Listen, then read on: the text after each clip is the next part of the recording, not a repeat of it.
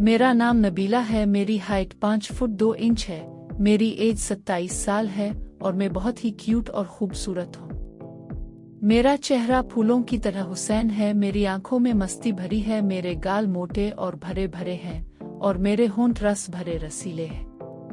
तो हुआ कुछ यूं था कि मैं इस वक्त तकरीबन 16 साल की थी जब हमारे मैट्रिक के इम्तिहान होने वाले थे। मैं कोई बहुत कमज़ोर स्टूडेंट तो ना थी पर कोई बहुत ज़हीन स्टूडेंट भी ना थी, जिस वजह से इम्तिहानात की तैयारी के लिए मुझे किसी न किसी से रहनुमाई की ज़रूरत थी। मेरी खाला का बेटा शहजाद BA कर चुका था और वो हमारे घर से ज़्यादा दूर भी नहीं रहता था। मैंने अम्मा जान से कहा कि वो शहजाद से बात करें कि वो फारिग वक्त में मुझे पढ़ा दिया करें। इस तरह मुझे ट्यूशन के लिए ज़्यादा दूर नहीं जाना पड़ेगा, आने जाने की परेशानी भी नहीं होगी और वक्त भी ज़ाया नहीं होगा। अम्मा इसी दिन शहजाद से बात कर आई और उन्होंने मुझे बताया कि उन्होंने शहजाद से बात कर ली है और वो हर शाम 7 बजे से 9 बजे तक आया करेगा मुझे पढ़ाने। इस दिन ने जल्दी जल्दी तमाम काम निपटाए और अपनी किताबें लेकर ड्राइंग रूम में पढ़ने बैठ गई। तकरीबन 7:30 बजे होंगे जब शहजाद हमारे घर आए। शहजाद की उम्र इस वक्त 25 साल के करीब थी और काफी वजीहा और हैंडसम शख्सियत के मालिक थे। उनका कद 6 फुट के करीब जबकि जिस्म मजबूत और तवाना था। क्लीन शेव के साथ सांवला रंग क़यामत खेज था। रस्मी सलाम दुआ के बाद मुझसे मुखातिब होते हुए बोले, अच्छा तो मेरी शागिर्द पढ़ाई के लिए तैयार है। मैंने भी सर हिलाते हुए कहा, जी वेरी गुड। ये बताओ किस सब्जेक्ट में खुद को ज्यादा कमजोर समझती हो? शहजाद ने मेरी किताब उठाकर उसके वरक उलटते हुए किताब पर ही नजरें जमाए मुझसे दूसरा सवाल पूछा। तो मैंने उन्हें बताया कि मैथ और इंग्लिश में कमजोर हूँ। मैं थोड़ा सिमट कर बैठी हुई थी और बात करते हुए भी थोड़ी जेजे कर रही थी। शहजाद ने किताब मेज पर रखते हुए मेरी जानिब देखा और बोले, अगर इसी तरह तुम घबराई और जेजेकित रहोगी तो मेरा नहीं ख्याल कि मैं तुमको जो कुछ पढ़ाऊंगा वो तुमको ज़हन नशीन भी करा सकूंगा। लिहाजा डरने जेजेकिनी की जरूरत नहीं। हम बड़े दोस्ताना माहौल में स्टडी करेंगे और जो कुछ भी पढ़ेंगे इसे याद भी रखेंगे। जी बेहतर। मैं खुद को थोड़ा रिलैक्स जाहिर करने की कोशिश करते हुए बोली। इस दिन पढ़ाई तो कोई खास ना हुई, अलबत्ता शहजाद ने अपनी बातों और चुटकुलों की मदद से मेरी जेजेका दूर कर दी। मैं अब काफी रिलैक्स भी थी। यही वजह थी कि मैं शहजाद के चुटकुलों का जवाब भी चुटकुलों की सूरत ही दे रही थी। मेरा चंचलपन बेदार हो चुका था। शहजाद ने थोड़ी सी मैथ की मशक कराई और इंग्लिश से शुरू करने का कहकर घर के लिए उठे। अम्मा ने उन्हें रोक लिया कि चाय तो पीते जाएं। शहजाद भी चाय के लिए बैठ गए। चाय और थोड़ी गुपशप के बाद शहजाद कल शाम 7 बजे आने का कहकर घर चले गए। तकरीबन 2 हफ्तों तक मामलात ऐसे ही चलते रहे। वो वक्त के खासे पाबंद थे, वक्त पर आते और अपना काम वक्त पर खत्म करके चले जाते। उनकी शख्सियत जाजिब नजर तो थी ही, उनके पढ़ाने और समझाने का अंदाज भी खूब था। यही वजह थी कि मैं शहजाद की गिरविदा हो चुकी थी और उनसे काफी बेतकल्लुफी भी हो चुकी थी। इस दिन शहजाद मुझे मैथ की मशक करा रहे थे। जब अम्मा चाय ले आई उन्होंने चाय मेज पर रखी और बोली कि चाय पहले पी लेना। ये कहकर वो वापस किचन में चली गई। मशक खत्म हुई तो मैंने चाय की प्याली उठाकर शहजाद को देना चाही तो पता नहीं क्या हुआ कि मेरा हाथ कांप गया और सारी की सारी चाय शहजाद के ऊपर गिर गई, जिससे उनकी पतलून और शर्ट भीग गई। मेरे तो ओसान खता हो गए। दौड़ती हुई गई और तौलिया उठा लाई। मैं बार बार शहजाद को सॉरी बोल रही थी और साथ ही साथ उनकी शर्ट को तौलिए से खुश्क करने की कोशिश कर रही थी। अब जले तो नहीं? मैंने मुसलसल तौलिया रगड़ते हुए पूछा। चाय से तो नहीं जला, लेकिन अब तुम जरूर जला डालोगी। मैं उनके इस जुमले को बिल्कुल भी ना समझी और इसी तरह तौलिया से उनकी शर्ट को खुश्क करने में लगी रही। मैं शायद कुछ देर और इसी तरह तौलिए से उन्हें खुश्क करने में लगी रहती, पर शहजाद ने मुझे रोक दिया और मुझे दोनों कंधों से उठाकर खड़ा करते हुए बोले, बस करो बबली। घर में मुझे सब इसी नाम से पुकारते थे। Everything is fine. तुम खामखा परेशान हो रही हो। लेकिन मैं खुद में बहुत शर्मिंदा थी, इसीलिए जब मैंने उन्हें इस शफकत से पेश आते देखा तो मेरी आंखों से आंसू निकल आए। उन्होंने जब मुझे रोते देखा तो अपनी बाहों में भरते हुए मुझे सीने से लगा लिया और माथे पर बोसा देते हुए बोला, अरे पगली, रोती क्यों हो? तुमने जानबूझकर चाय थोड़ी गिराई है, ये तो हादसाती ऐसे हुआ। उनके ढारस बंधाने पर मुझे हौसला हुआ और मैंने आंसू पोंछते हुए कहा, जानती हूँ कि हादसा हुआ है, लेकिन हादसात भी तो किसी न किसी गलती का ही नतीजा होते हैं और इस हादसे की गलती की मैं ही जिम्मेदार हूँ। शहजाद भी शायद माहौल को खुशगवार बनाना चाहते थे, इसलिए बोला, बबली, मैं तुम्हें इजाजत देता हूँ कि तुम ऐसे हादसात रोज किया करो। वो हंस रहे थे और उनकी ये मानवीय हंसी मेरी समझ से बाहर थी। मैं भी उन्हें हंसते देखकर मुस्कुरा दी। शहजाद ने कहा, चलो वापस वहीं से शुरू करते हैं जहां पर हादसा हुआ था। ये कहते हुए उन्होंने मुझे अपनी बाहों के घेरे से आजाद कर दिया। मैंने वापस अपनी कुर्सी पर बैठकर किताब खोलना चाहा तो शहजाद ने कहा, आज का काम खत्म कल देखेंगे, मैं चलता हूँ क्योंकि इस हालत में मैं तुम्हें कुछ नहीं पढ़ा पाऊंगा। शहजाद अपनी किस हालत के बारे में कह रहे थे मुझे कुछ पता न चला। मैं तो इस दिन जब मैं बेड पर थी तो ये वाकया बार बार मेरे दिमाग में घूम रहा था और ये सब इस वक्त तो मेरे लिए बेमानी थे, लेकिन अब उन वाकयात को सोचना अच्छा लग रहा था और मुझे पता ही ना चला कि कब नींद ने आ लिया और मैं नींद की गहरी वादी में गौते खाने लगी। इस रात मैंने बारहा ख्वाब में शहजाद को देखा। कभी हम किसी नदी के किनारे बैठे बातें कर रहे होते, कभी किसी पार्क के कोने में किसी बेंच पर बैठे कुछ राज और नियाज की बातें कर रहे होते, कभी पहाड़ों, जंगलों और सहराओं में, तो कभी ठाठे मारते समंदर की लहरों से खेल रहे होते। गरज इस रात मैंने और शहजाद ने मिलकर दुनिया जहान की सैर की। मैं इस दिन बहुत गहरी नींद सोई। सुबह उठी तो मेरे ख्वाब का हर मंजर मेरे जहन में नक्श था। मैं बिस्तर से उठना ही नहीं चाह रही थी। मैं उन ख्वाबों की दुनिया से निकलना ही नहीं चाह रही थी। मुझे इल्म नहीं कि ऐसा क्यों था, पर जो भी था बहुत पुरलुत्फ था।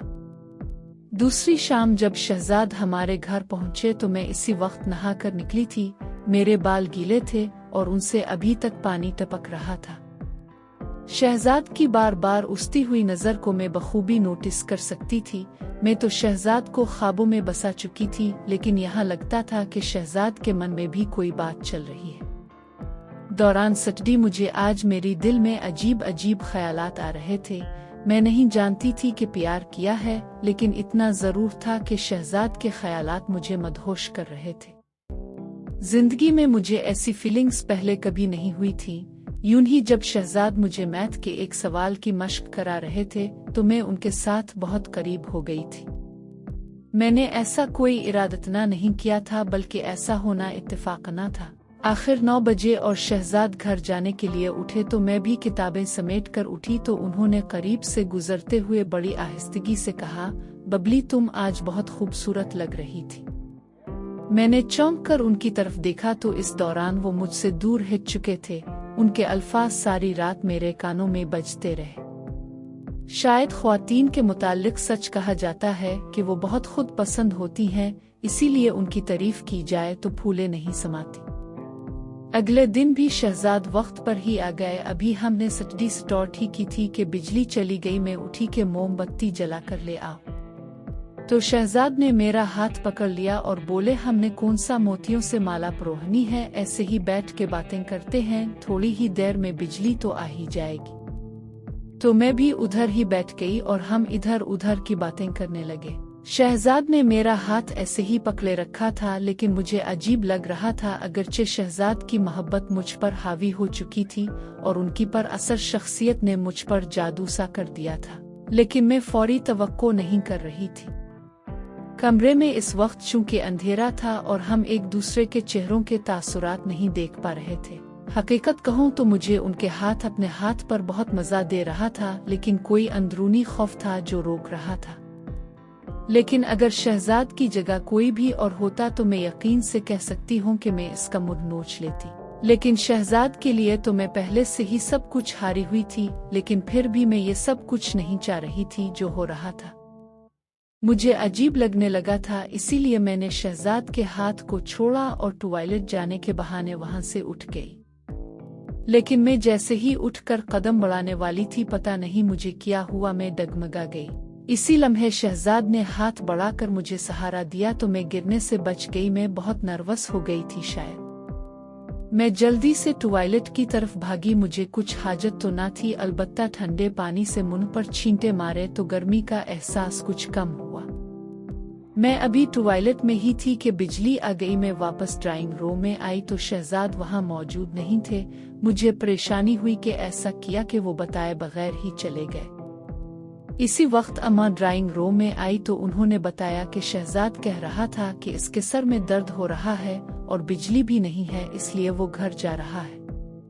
मैंने भी किताबें समेटें और अपने बेडरूम में चली आई। मेरी सोच का महवर बस शहजाद ही थे। इस रात भी मैं उन्हीं सोचों में गर्क सो गई। सुबह उठी तो शहजाद की याद में सारा दिन मसहूर होती रही। शाम होने से पहले ही मैं शाम का बेचैनी से इंतजार करने लगी। मैं देखना चाहती थी कि शहजाद आज कैसे बर्ताव करते हैं, लेकिन वक्त होने के बावजूद वो नहीं आए। मैं इंतजार करती रही, लेकिन मेरा इंतजार बस इंतजार ही रहा। वो 8 बजे तक नहीं आए तो मैंने अम्मा से कहा कि खैर हो शहजाद, पता नहीं आज क्यों नहीं आए। अम्मा ने कहा कोई और काम पड़ गया होगा इसलिए नहीं आ सका होगा। मैंने कहा नहीं अम्मा, कल जब वो गए थे तो उनकी तबीयत ठीक नहीं थी, क्या पता वो अभी तक ठीक ना हुए हों। अब खाला को फोन करके उनका पता तो कराए।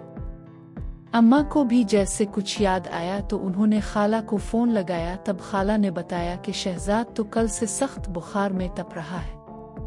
मुझे इल्म हुआ तो सख्त बेचैनी हुई। दिल चाहा कि अभी जाऊं और उसका बुखार खुद पे ले लूं, लेकिन मैं इस वक्त क्या कर सकती थी। सुबह में अम्मा को साथ लेकर उनका पत्ता लेने खाला के घर गए तो देखा शहजाद वाकई बुखार की वजह से बिस्तर में पड़े थे। थोड़ी सी रस्मी बातचीत के बाद मैं इधर ही बैठ गई।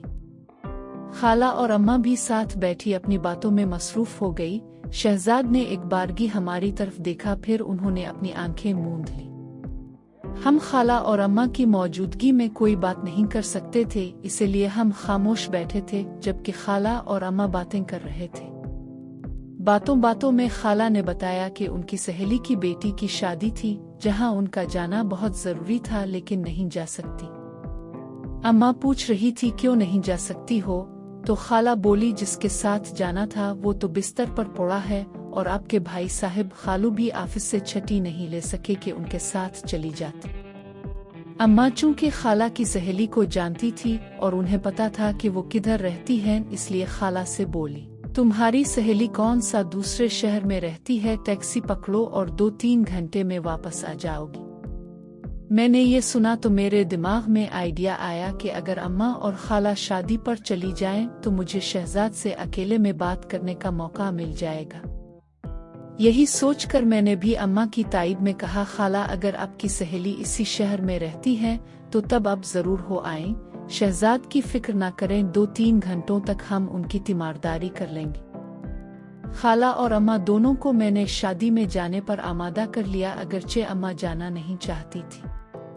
उन दोनों के जाने के बाद में और शहजाद अब घर में अकेले थे। कोई 15 मिनट तक हम में कोई बात ना हुई। शहजाद वैसे ही आंखें मूंदे लेटे रहे। शायद वो मेरा इंतजार कर रहे थे कि मैं कोई बात शुरू करूंगी, लेकिन मैं तजब्जुब में रही कि बात शुरू कैसे करूं और कौन सी बात करूं। तन्हाई और खामोशी माहौल पर अजब परसरत थी। शहजाद ने मेरी तरफ करवट लेकर आंखें खोल दी। नबीला तुमने मुझे जला डाला। उनकी आवाज मेरी समातों से टकराई। उनकी नजरें मेरे चेहरे पर गड़ी थी। तुम शायद समझ रही होगी कि मैं बुखार से तप रहा हूँ, लेकिन ऐसा नहीं है। ये आग जिसमें मैं जल रहा हूँ तुम्हारी ही प्यार में लगी हुई है। देखो जल रहा हूँ ना मैं। ये कहते हुए उन्होंने मेरा हाथ अपने माथे पर लगा दिया। उनका माथा सच में अंगारे की तरह था। जी शहजाद, मेरे मुंह से बस इतना ही निकल पाया।